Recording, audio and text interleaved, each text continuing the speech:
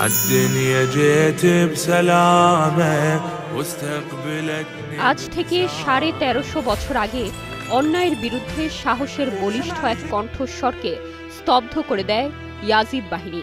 তাদের সেদিনের সেই নির্মমতায় ডুকরে কাঁদে প্রতিটি মানবতাবাদী হৃদয়।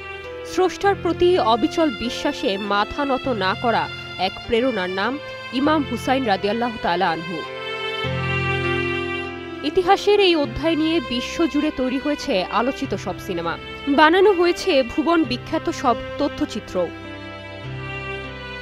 এ তালিকায় সবার আগে নাম আসে ফারিবর্জ সালেহ পরিচালিত cinema the Messenger. Iran Iraq যুদ্ধের সময় ১৯৮২ সালে মুক্তি পাওয়া ছবিটি আলোচিত হয় সারা বিশ্বে। এটি আশুরা কেন্দ্রিক শক্তিশালী মুভিগুলোর একটি, যেখানে ইমাম হুসাইন রাদিয়াল্লাহু তাআলা আনহু এর বার্তা নিয়ে কুফায় যাওয়া কায়েস ইবনে মুসাহির আল সাইদাবিকে ঘিরে আবর্তিত হয়েছে পুরো গল্প। লোভ লালসাকে উপেক্ষা করে যিনি বেছে নিয়েছিলেন শাহাদাতকে। ইরানি পরিচালক আহমেদ রেজা দরবিশ পরিচালিত চলচ্চিত্র হুসাইন হুসেইন নো, যাতে কারবালার বিয়োগাত্মক ইতিহাস উঠে এসেছে বুকাইর ইবনে আল হুরের দৃষ্টিভঙ্গিতে। আলোচিত ছবিটি ইংরেজি, আরবি, বাংলাসহ বেশ কিছু ভাষায় ডাব করা হয়েছে।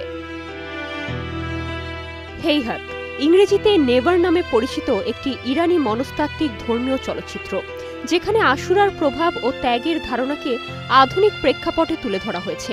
এই চলচ্চিত্রে ৪টি ভিন্ন গল্পের মাধ্যমে দেখানো হয় কিভাবে কারবালায় ইমাম হুসাইন রাদিয়াল্লাহু তাআলা আনহুর আত্মত্যাগ বর্তমান প্রেক্ষাপটেও মানুষের বিশ্বাস ও ন্যায়ের মূল্যবোধে প্রভাব ফেলছে। অ্যানিমেশন ও বাস্তবতার মিশেলে তৈরি তথ্যচিত্র Karbala the geography of a history. তথ্যচিত্রটি মুক্তি পায় ২০১৪ সালে। কারবালার কাহিনী নিয়ে প্রথাগত বর্ণনার বাইরে গিয়ে নতুন কিছু করার চেষ্টা করেন পরিচালক দারিউশ ইয়ারি, যেখানে অন্যায়ের বিরুদ্ধে ইমাম হুসাইনের প্রতিবাদ ও মৃত্যুঞ্জয়ী ভূমিকা শিয়া সম্প্রদায়ের সংস্কৃতি ও জীবনে কেমন প্রভাব ফেলেছে সেদিকে আলো ফেলে।